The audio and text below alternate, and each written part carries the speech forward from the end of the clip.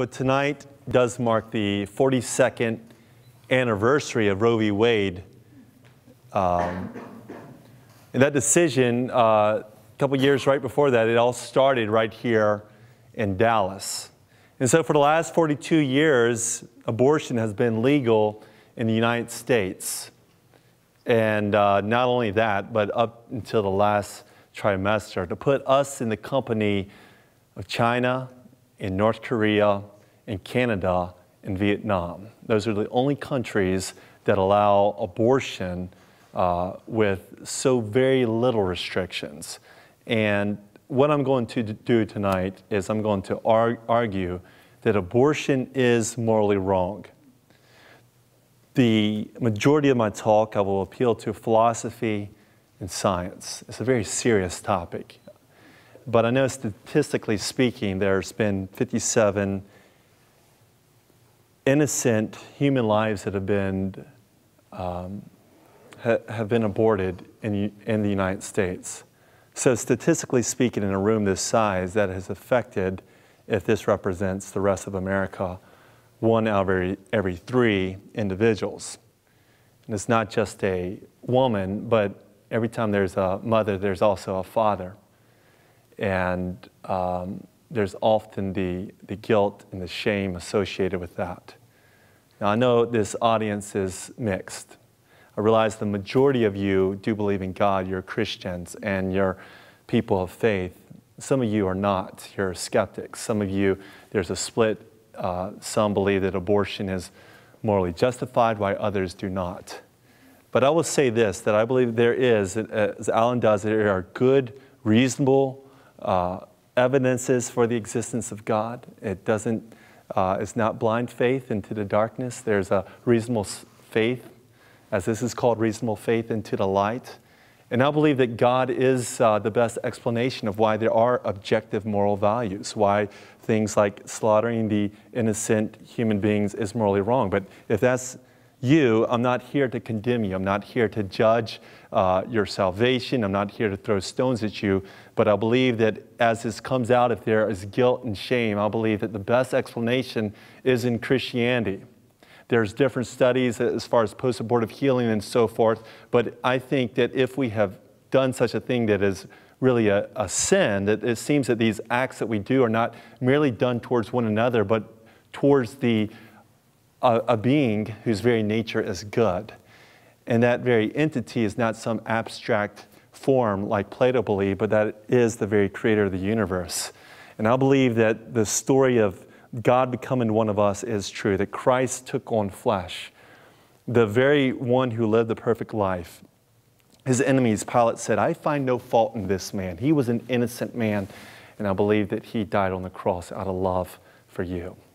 And that if there is shame and guilt, whether through abortion or through other acts, that you can find grace and love in Christ and what he did, that on public display at a time in which, as Josephus records, in which the whole world was coming to the Passover, Jesus experienced the crucifixion, and his followers, hundreds of them, claimed to be eyewitnesses of his resurrection. But he was stripped naked, and as the prophet Isaiah had spoken 700 years in the prophet of Isaiah, that he was pierced for our transgressions, he was crushed for our iniquities.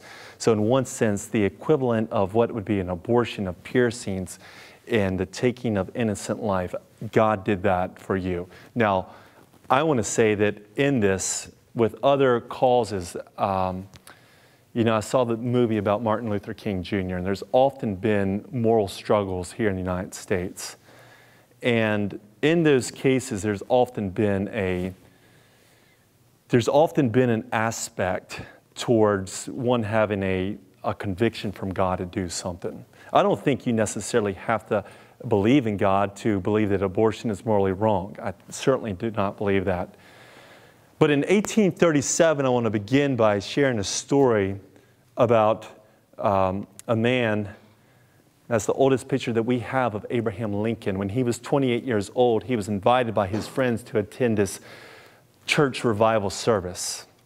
And in that meeting, the preacher was given a message on the dominion of Jesus Christ, and he was speaking of an awakening that would happen in America.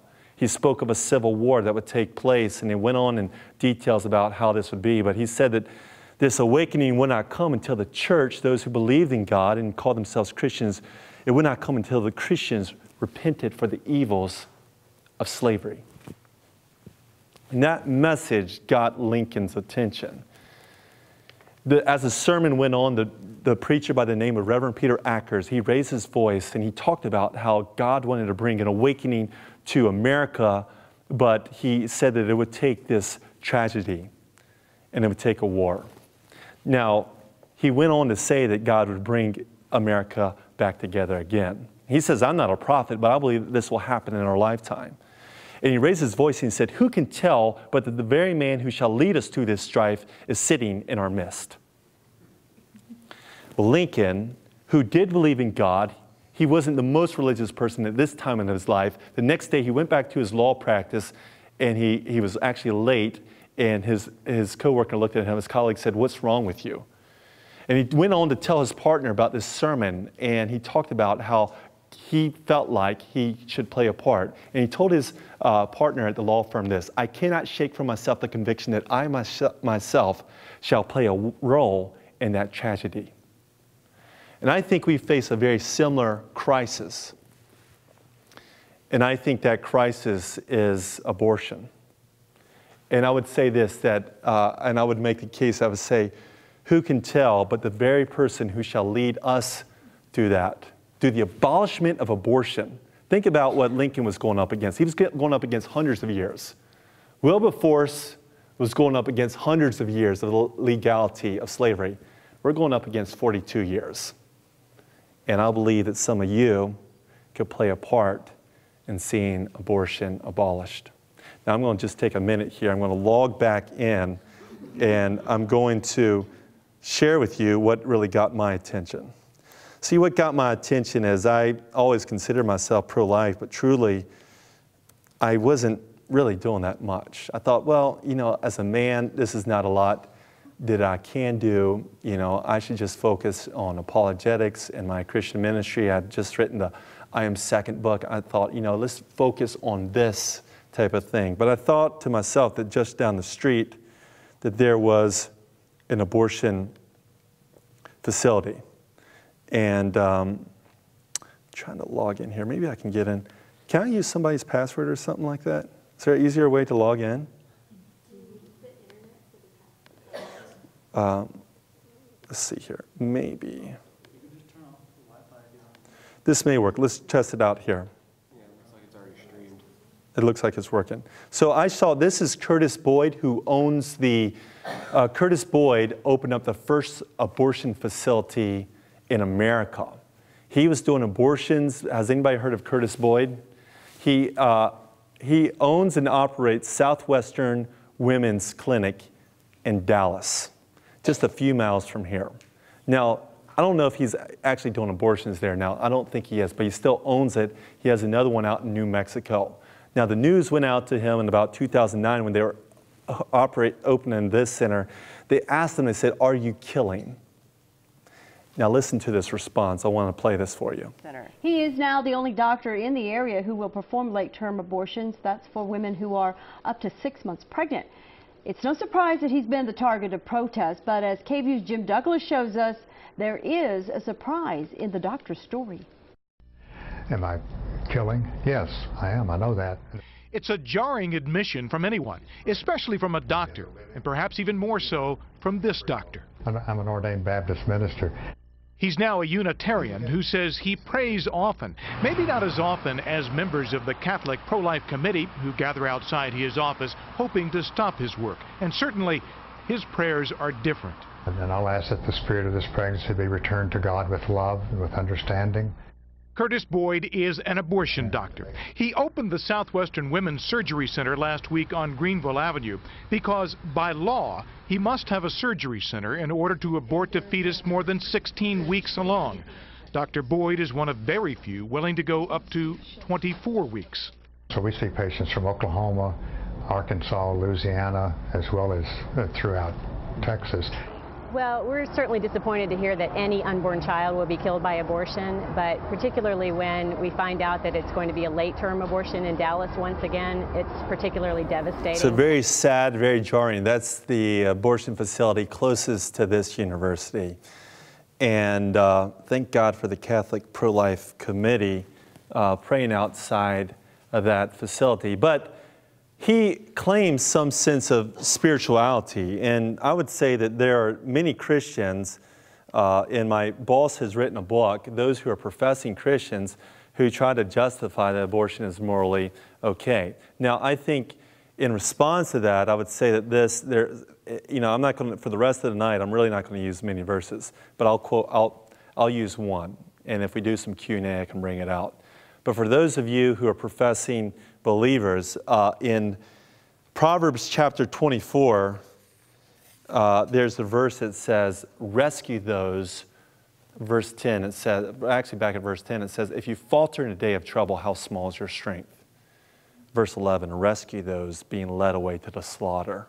Hold back those staggering towards death. If you say, but we knew nothing about this, does not he who weigh your heart know it? Does not he who perceive your mind understand it? And will not he repay everyone according to what he has done? And so I would say that that's really a tough thing, because if there's anyone who's the most innocent amongst us, and even Jesus said that children were innocent, he said, unless you humble yourself, become like a child, you'll never enter the kingdom of heaven. Those are the ones in our society, in Dallas, who are being led away. So I would say that with this crisis here, we can compare it to other things, and I would say that the abortion crisis, the abortion holocaust, is something for us to be concerned about. We think about causes that we want to be involved with. Many of these are very noble causes. We should care about them. For example, breast cancer takes the lives of about 500,000 people worldwide. If you think about those who die from car accidents, 1.3 million, AIDS, HIV, 1.5 million, people who die from unclean drinking water, another 1.5 million, and we should be concerned about these individuals. 3.1 million people will die from lower respiratory infection, and 7 million from heart disease. But you think about it, in the United States, there is a baby is aborted 1 every 25 seconds, about 3,000 a day, and over 1 million a year. 56 million total. So worldwide, you take all those causes, put them together, and it doesn't reach the 44 million innocent babies that will die from abortion. Now, to bring an analogy, let's say you take 30 kindergarten students in Dallas. Let's suppose these 30 kindergarten students, you heard that they were killed. What would we do as a city? What would we do as the University of Texas at Dallas? Wouldn't we stand up for these little kindergarten students? Well, we would. I think we would all be very concerned. But let's find out, let's suppose that these 30 were not just shot down, but they were cornered, they were gassed, they were torn limb from limb. Wouldn't we rise up and do something? Yes, we would. Well, let's suppose that happened day after day after day after day. Wouldn't we stand out, pray? Wouldn't we protest? Wouldn't we write? Wouldn't we be out there trying to do something to stop it? Well, if you took that, and also not only day after day after day, but what if you multiply that into 100 key cities throughout the United States? And that is the equivalent that every single day over 3,000 children are being aborted here. Again, we're only in the company of China, North Korea, Canada, and Vietnam.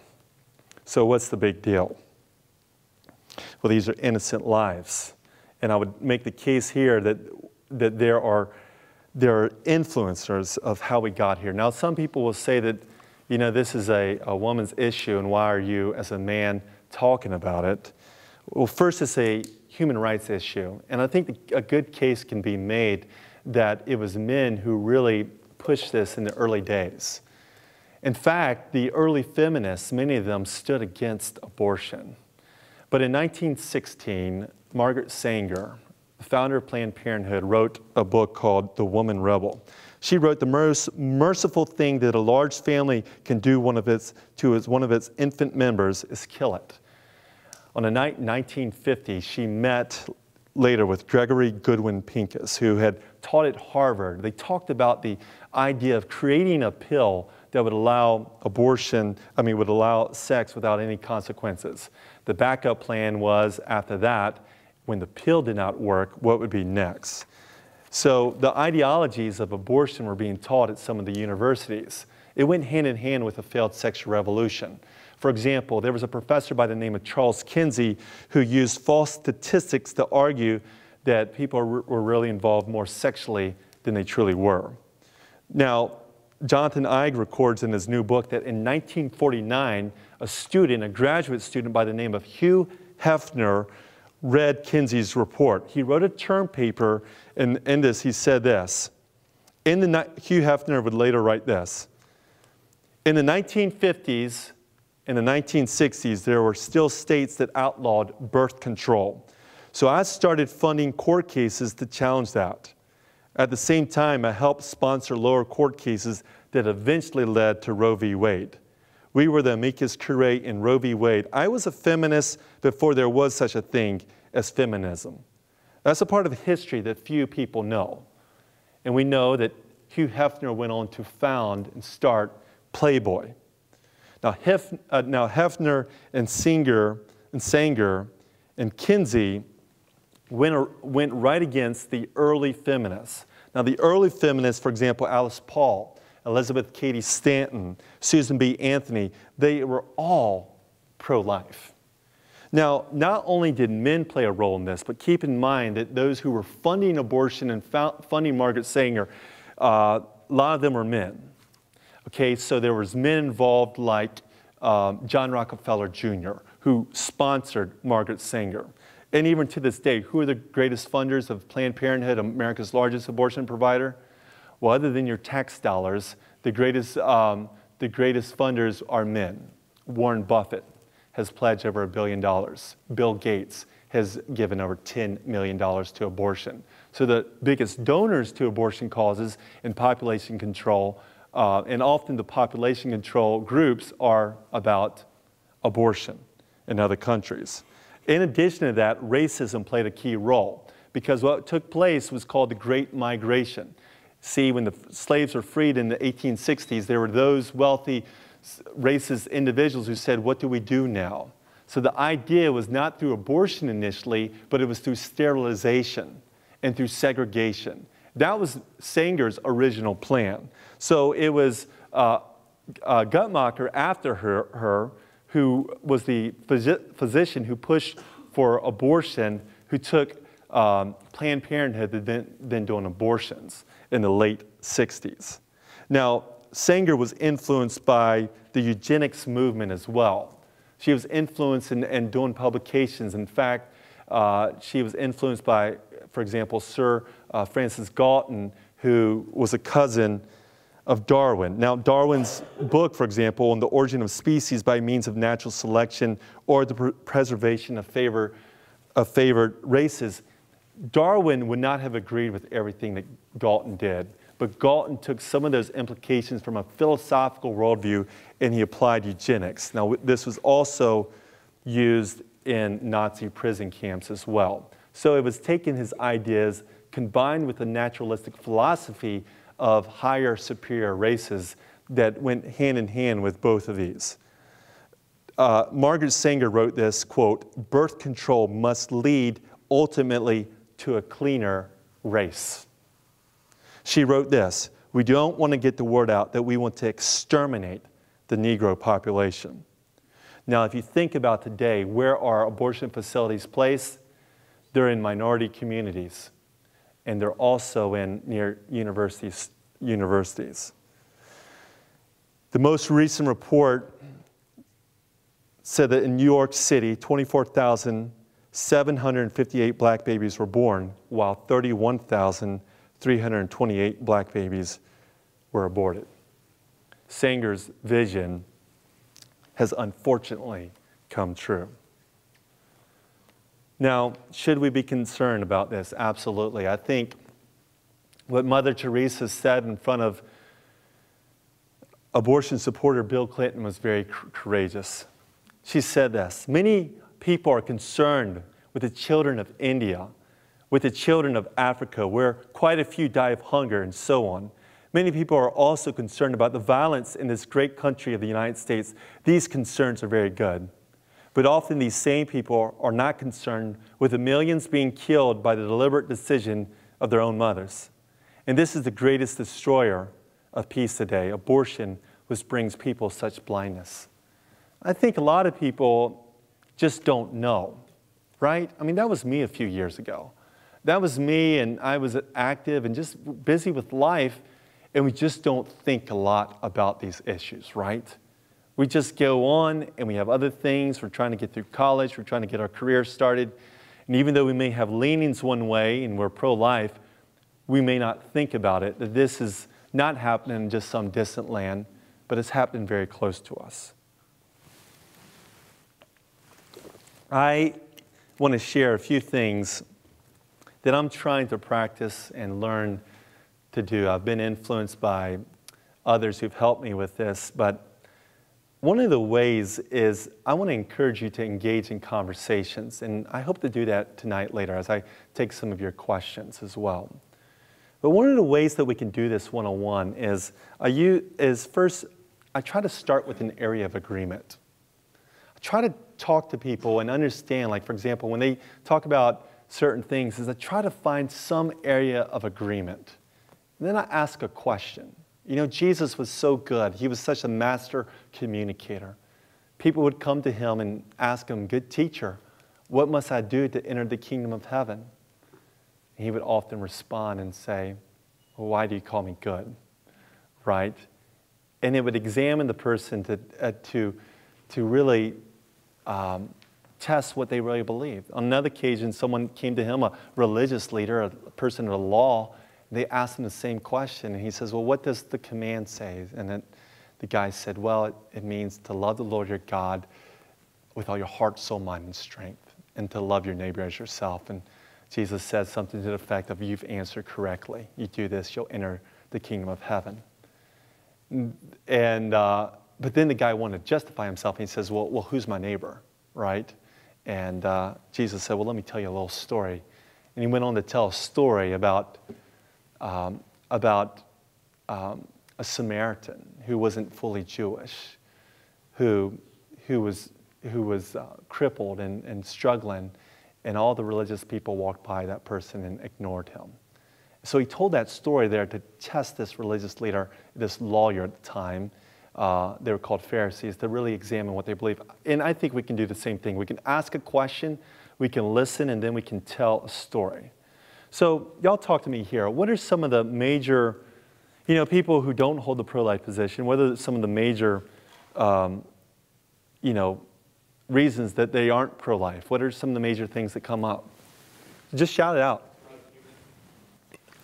What else? Rape. It's not human. Oh, I'm struggling there. Financial. What are some other reasons? Yes. Overpopulation of the world. I just wrote these out today. What else? Women has the right to do whatever she wants with the body. Yes. Women have rights. So pretty close, right? These are the things that often come up, right? Rape, incest. I need to add on not fully human. Okay? We'll come back to that one in a little bit too. But if this comes up, I think one is like, for example, Alan, you said, what was your one? That they have right over their own body. Yeah. They have rights over their own body. Now, if they appeal to this thing, I think one of the things that I would try to do is say, you know what? I agree with you that women should have the right to education. They should have the right to make certain choices, for example, of where they want to live, where they want to pursue their dreams or career. They should have the right to, certain goals. And in countries and religions that oppress that, I don't appreciate that. But then let me ask you this. If you believe that they have the right over their own body, you can do something that Scott Klusendorf says, trot out a toddler, okay? Would it be okay for them to do anything to their newborn child? And most of the time they would always say, no. right? So the question really isn't over, the main question there really isn't over women's rights. They're assuming that the unborn are what? Not human, or the unborn are an actual part of their own body. Or we'll get into maybe a little bit later with Judith Jarvis Thompson that they are inside the body, and even though it might be noble for them to carry on this child for 9 months, it's not they're not obligated to do so. Now, we can talk about rights, and for example, and sometimes we can find common ground and say, they say they're not person, we can appeal to things. Sometimes a thing is that will come up with tolerance, right? And in that case, we can often say, well, wait a second, aren't you glad that, that Martin Luther King Jr. was intolerant of racism, right? So you can try to find some, and just say, some people say, well, you're just being so intolerant, right? You hear that sometimes. You're just being so intolerant, so judgmental. And you say, well, wait a second, is there anything that we can agree upon that we can be intolerant of? Can we agree that, for example, racism is wrong? Or can we agree, we might not agree with everything with the Civil War, but can we at least agree that slavery being legal is wrong, and it was good that they reversed that and made it illegal? Can we agree upon that, right? So these are different things. What are some of the other things that you all hear about this? And I'll take a lot more questions at the end, but maybe one more question right now. Any other reasons that someone might say who holds the pro-abortion or the abortion choice position? It's kind of letting the kid live in poverty. Yeah, that's another one. Is what about it's wrong to force this? I'm already broke. These families in New York City and these minority communities, they say, well, it's not right to bring them up because statistically speaking, they'll be brought up into poverty. But then again, you can do that example there. You trot out the toddler and say, well, wait a second. Right now, we already know families involved in these situations. And we say have toddlers and infants in poverty. Would it be okay to take their life as well? And we would all agree and say, no, that's not right. Now, later on, I don't know if she's here, but after the end of this, she might be running late. Is Angela here? I guess she's not here, but I want her to share her testimony. But let's keep moving on. See, they don't really believe, that it is, the poverty is a reason. Because on that reason, you bring out the toddler and say, would it be okay in the situation of a toddler? They say, well, no way. So then you go back, and then now we've got to say, well, wait a second, are you saying that unborn are not human? So what is the scientific evidence of the unborn?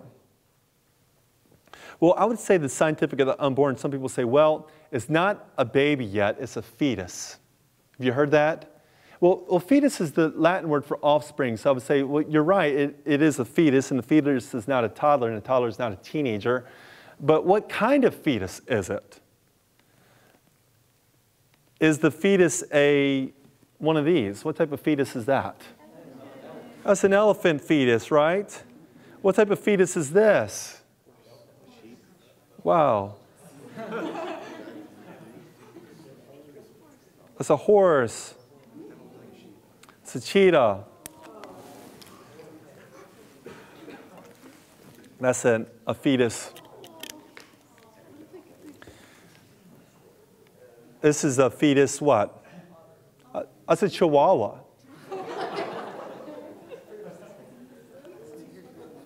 Now, they say, well, the fetus doesn't look like a human. Well, a toddler doesn't look like a teenager, and a teenager doesn't look like an elderly person. An embryo does not look like a newborn baby.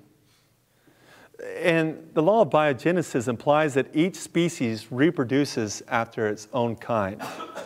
So an embryo does not begin with one species and then transform into another species. Now, I've learned recently that some people disagree practically with this because they really think their cats and dogs are their children, right? Now, I know there might be something like that, but in my neighborhood, I swear, there are these people who act like their dogs are their children. I'm like, no, I mean, like they won't even talk to you, but it's like the icebreaker conversation. So you got to kind of talk to their dog and pat their dog. And that's like, and especially with single people, like in my apartment, my townhome, they're all like that. It's like, that's how you talk. And I'm like, they act like, and here's my neighbors right here. They act like their cats or their children. Right. So don't laugh at my friends. All right. So, all right. Now, what is this here? This is a fetus, right? This is a baby. Is this really? Would we say that this is a woman's right? Would we say that this is a woman's body? This is a choice. This is women's health. No, I think we all know that this is a baby. In the first month is the moment of conception in which all the genetic information is established in the first month. The embryo is self-directed. There's no new genetic information that will be added at that moment. Now, the heart muscle will pulsate at 3 weeks. In the second month, brainwaves can be detected between 40 and 42 days. Nose, eyes, ears, toes appear. Heartbeat, and her blood flows, her own blood type that is distinct often from her mother's. In the third month, she can swallow, squint, she can grasp with her hands, she can move her tongue, she can even suck her thumb, she can feel organic pain, and shame on the Republicans who did not go with the pain culpable act as well. So the woman who says this, my body, my choice, commits a very difficult predicament. You could say, well, I agree that women should have rights, and over your own body you can do certain things. But the question is this: is the fetus inside you an actual part of your body, or is it a distinct entity living inside of your body? Can a woman have 4 arms, 4 legs, and 2 hearts? You see, all surgical abortions, what Curtis Boyd does down in Southwestern, the surgical abortions, and it's called a surgical, and we're not talking about Plan B that destroys, that has the possibility, not every time, I mean, it doesn't every single time, but the Plan B has the potential to destroy an embryo. We do know that RU486 destroys an embryo in the earliest stages of the fetus as well. But the surgical abortions, when we talk about abortion, we're talking about, for example, a suction abortion or a D&E abortion. And in those types of abortion, the abortionist wants to account for all the body parts. And he needs to be careful, because if not, if he doesn't do it correctly, it could cause an infection with the woman. Now, what do leading scientists say about the unborn? Well, we know, for example, Hemi Gordon, who for a long time was influential at the Mayo Clinic. He says, I think we can now know that the question at the beginning of life, when life begins, is no longer a question of theological or philosophical dispute. It is an established scientific fact.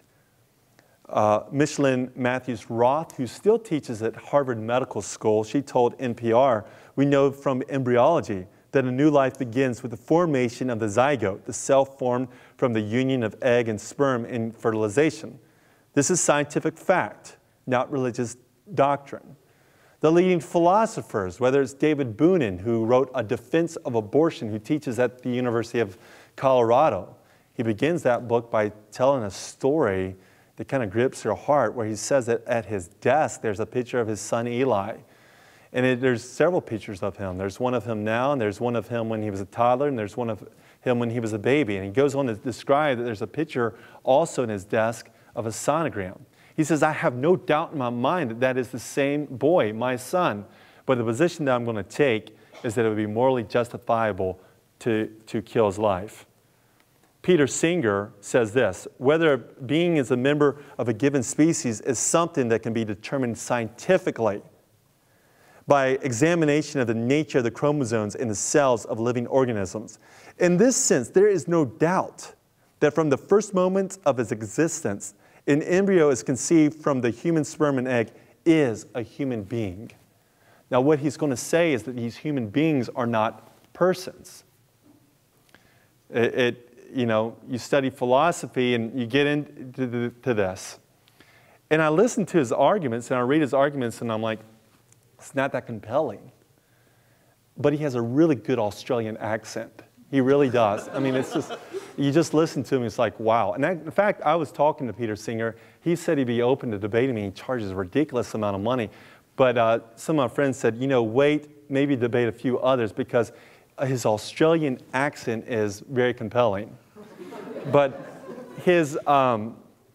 he would argue that abortion is morally justified all the way to the end. And in fact, infanticide outside of the womb is also morally justified. So how do we defend the unborn? Stephen Schwartz has an acronym called SLED. How many of you have heard the SLED acronym before? It's a good one to memorize. The only differences between an unborn fetus and a toddler and a teenager, and you and me, there's 4 different things. The S stands for size. The L stands for level of development. The E stands for degree of dependency. These 4 things are the only 4 things that are distinct from the unborn and you and me. So some people say, well, it's size that determines intrinsic worth of making something human or not human. But if this is the case, then that would make Big Dave at 6'8" more valuable than all of you. But some of you just are kind of smiling at that, it's not true, right?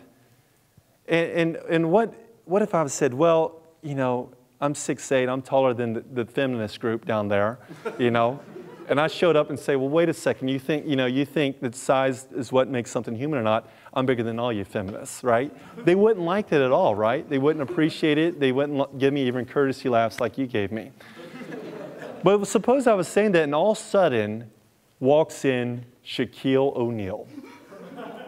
And Shaquille, the former basketball player, then looks down at me and says, hey, yo, I'm Shaq. And I'm 7'2", and I'm bigger than all of you. What would I say?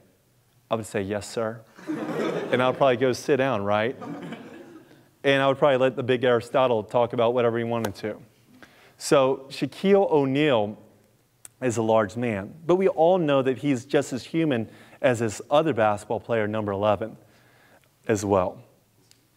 So the S stands for size. The L stands for level of development. They say, well, the debate amongst those who believe that human beings comes into conception, but then personhood comes in with different developments. Some would say it's consciousness. Some would say it's the heartbeat. Philosophers differ among each other. Some say there's certain levels of consciousness or certain levels of functions. They differ amongst each other with these functions. Then the other is environment, or the location. They say, well, the embryo is inside of the woman, but is location really determine whether they're a human being or not? No, it doesn't. You see, I was born 2 months prematurely. I was actually only about 5 pounds when I was born. But in many places, Curtis Boyd has done abortions at that level, right? So just because I'm inside I don't all of a sudden become a human being once I'm born. And abortionists know this as well.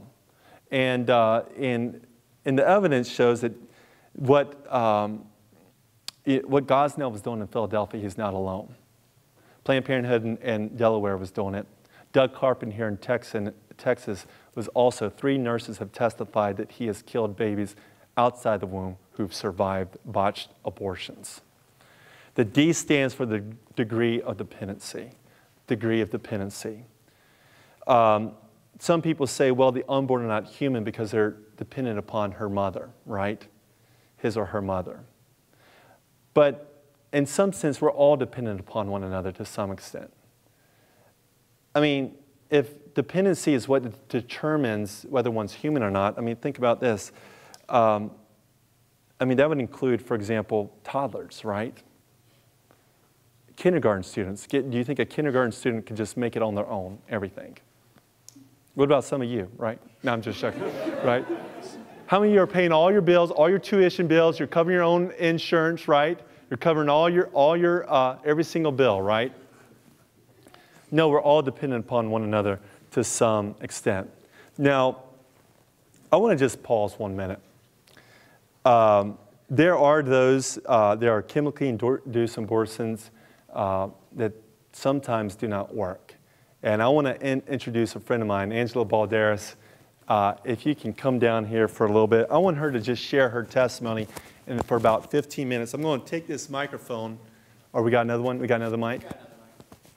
And I want to she grew up here in Dallas. I just want her to take about 10 minutes or so and share her testimony. Well, I did have to bring my baby tonight. My husband worked a bit late. Yes, I'm so honored. Thank you, Dave, for inviting me. It's a unique setting that I'm in. I know that recently I just came in from El Paso, just sharing the story of life that I'm about to share with you guys.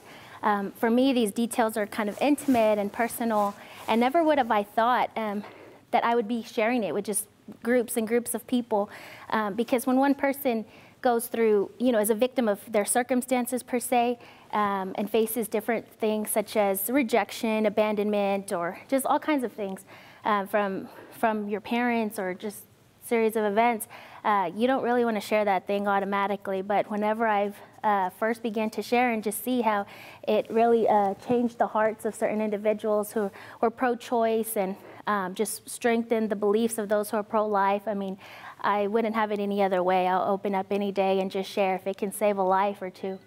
But basically, my story began like everyone in the womb. And back in the 80s, I was born to a mother who was a prostitute. She was a woman of the streets, and she was with different men for different reasons. My father, my biological father, he was a big-time drug dealer in the early 80s in the streets of Dallas. I'm here, Dallas born. And they did not want a child. She found out she was pregnant with me. She was young. I believe she was about 17 or 18. And she didn't want a child. It was very inconvenient.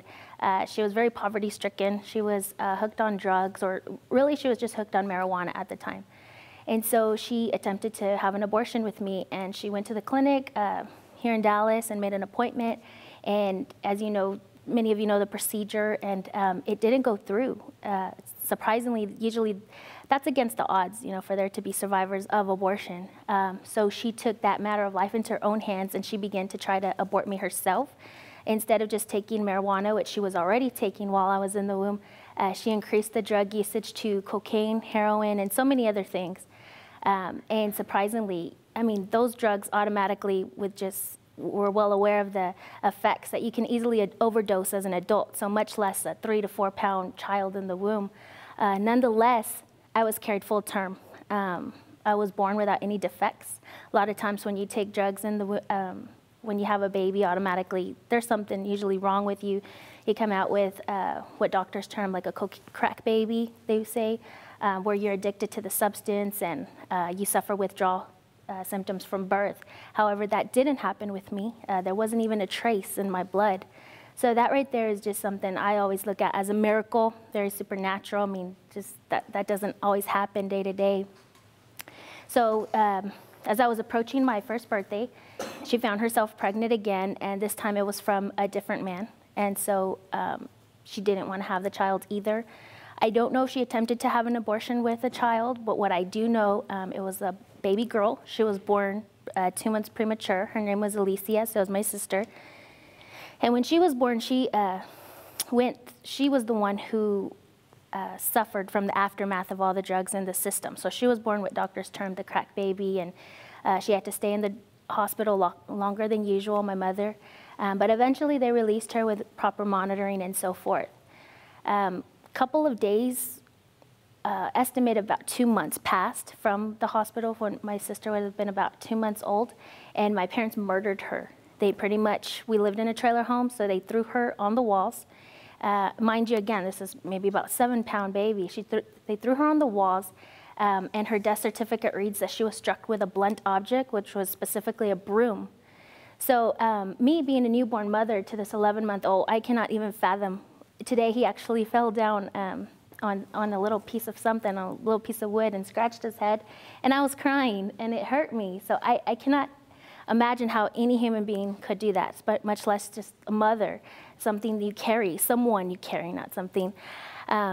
and they threw her on the walls. And I was reading an article that actually Dave wrote, where he was just going over my testimony and my witness, and he was analyzing it, and I paraphrased his words, he pretty much said that had she done that a couple of weeks earlier while my sister was still in the womb, she would have been protected by the law. Because as you know, that was an instant homicide. She would have immediately been convicted and prosecuted, so forth. But had she done that a few months earlier while the baby was still in the womb, it would have been protected. It would have been her legal, right. It would have been termed women's health, women's rights, and so forth. And I've shared that particular aspect of my story about my sister, of how she was brutally murdered with people, that are attempting to get an abortion, and they're shocked. You should see their surprised faces, like, how could someone do that? But yet it's the same thing. As we know, the procedure of abortion, with the needles and just so much, the chemicals, it's pretty much murder in or outside the womb. And as I caught a brief couple of minutes of hearing Dave, I know that a lot of doctors term it a piece of tissue. They term it a fetus, but in reality, it's life. It's a human being. So back to the story. After they did that, they immediately left the scene. They left me there, and as you know, they were still like drug users. So I was left alone in this Dallas trailer home, and there was nothing but a refrigerator with no food. There was needles everywhere from the drugs that they did use. And minutes passed, hours passed, days passed, and I was still there alone with the corpse of my sister. A couple of days passed, and again, no one was there, no family. My parents had long gone left. The last I know, they fled over the borders of Mexico, because at that time you couldn't cross the borders in a search for criminal activity, but that was years ago. The law has changed. And eventually I was found by the cops, and I don't know how. I don't know if a neighbor reported, maybe a family member came by. It never ceases to amaze me. But what I do know is they took me in, and they took me into custody, and I was still healthy. I don't know how I ate or what I ate or how I even survived, but I do know that there was just a sovereign, hand upon my life. And so time passed, and I was placed into custody of my biological grandmother. And at that time, they took you to the doctor to do exams on you to just make sure you're fit for taking care of a child. And as soon as she took me in, they diagnosed her with a brain tumor that was so big that she was going to die within about 6 months. So they gave her a diagnosis of 6 months to live. So she began trying to give me to my aunts, my uncles, but they were poverty-stricken. They had a lot of kids. I don't know their background, but they didn't want another child. So my grandmother, she gave me up for an adoption, and she just requested that I be put in a home, with values, maybe, the knowledge of God and so forth, and just be, in a loving and caring home. And so as soon as she did that, approximately 2 weeks later, she did pass away. So again, to me, that's just divine intervention of just how the same thing could have happened. I could have been there. And I always think about the what ifs. I don't dwell on them, but I just think about the what ifs. What if she did have that tumor and she passed away and I was there left alone, and so forth. And who would have known the fate or destiny of my life? But I was already in the custody of Child Protective Services. They took me in, and I went to several foster families. There's so many, I would say, horrific stories within that. Again, nothing severe happened. It's just like this protection just all the way around. Until finally I was approaching my 3rd birthday, and there was a couple by the name of Maxine and Victor. They were looking for a child to adopt because the doctors had told Maxine she was sterile, she would never have kids. They tried all sorts of methods, and finally they just decided they wanted to adopt. And I know that after, where I'm at now, I've talked to many people who have adopted, and I know it's not an always easy choice, taking someone that you don't know, their background, anything about them. I think it's more of a fear of the unknown. So I really just always applaud and respect them, because it's very brave to do that and just love unconditionally someone else as your own, regardless of how they may react later on down the line. But they chose to do that, so I know that they were very courageous. And the way Child Protective Services matches you up with parents and children is they matched me up specifically with them, because since she was sterile, they assumed that I wouldn't have any brothers or sisters. that I needed to be an only child because just the trauma that I had suffered. At the age of 3, I had not even really talked to anybody. So doctors and psychologists had diagnosed me as deaf, mute, dumb, so many labels just placed on just an innocent child. And it's amazing, you know, what society can declare over us, and just through a piece of paper, through a diagnosis. So they mentioned all these things, and they also mentioned, just based on testings and the trauma, you know, the way the human brain operates and how your personality is cultivated within the first 5 years of your life and so forth. A lot of those, you know, obviously are true. They had said that I was going to follow in the path of my biological parents, that most likely I would struggle throughout my life with addictions and just so many things. Just the papers are endless that I have of what they said. But regardless, you know, my Maxine and Victor, they just wanted to adopt and just love someone. So there's so much power in just love, just loving unconditionally. And so they went through the court process and everything. And when they stood before the judge and the social workers had asked this couple, what do you want to name her? And they had responded, Angela, like an angel, like a gift from God. And they always recount to me how the social workers just began to cry and say, ma'am, her name is already Angela. So since it was a closed adoption, they weren't really allowed to reveal that name for just legal purposes. But it was just such a unique, it wasn't coincidence. And so that was just that affirmation, confirmation to the couple, Maxine, Victor, which are now my parents, my adoptive parents, that I was the child to be adopted. And, you know, the story doesn't end there. You know, there obviously was like some healing that I needed. It was more emotional and internal, but there's nothing that love can't cover or love can't heal. And what I do know is amazing is just a few, you know, weeks after being with my adoptive parents, I talked normally. I mean, they even, you know, throughout school, I always excelled. I was always, you know, I guess you could say an overachiever. And I don't say that to boast. I just say that, you know, how ever since Roe versus Wade passed, I mean, today I know is actually the anniversary, and to think the countless of people who could have had so much potential and purpose in this life, who could have brought cures to different things. I mean, we're boarding them daily and labeling it, you know, women's right, women's choices.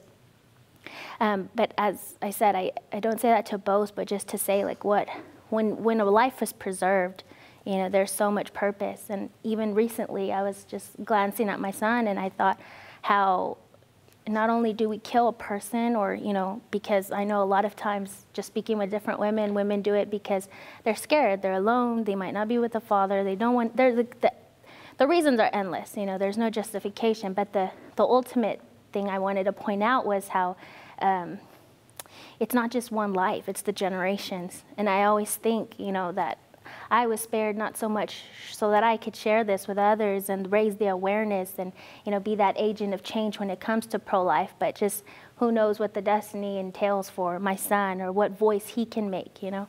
And today I know it's a very bittersweet day for me personally, because we can look at this anniversary as an injustice, or, you know, we can mourn the thousands and thousands of lives that have been lost, you know, due to this law that passed. But I do believe, you know, we live in a society that with enough people who stand for the cause of life and raising the awareness that it's not a tissue, it's not just a fetus, that indeed, you know, it is a human life. I believe that this culture of death can be prevailed with the culture of life. So I thank you for letting me share that with you guys, and just want to encourage you tonight, if you or anyone that you know is on that borderline, I mean, just all it takes is just to pray or a word that you're not alone, to the mother or the father of that baby. So thank you. Oh, that's so good.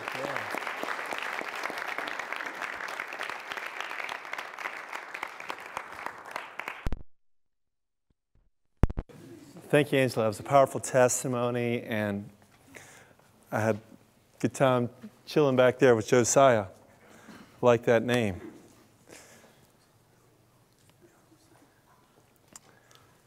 What we want to do is, it's probably the most difficult part, and that is actually to talk a little bit about abortion. And I'm going to give a warning out in a little bit. I'm going to show some images. I hate the images. I don't like them. I know there's mixed a debate amongst even those who hold the life affirming pro-life position about the use of those. And so I want to lead up to a little bit and just discuss amongst you about the use of images. Y'all know who this is here? And tell me what it was covered about Ray Rice in the news.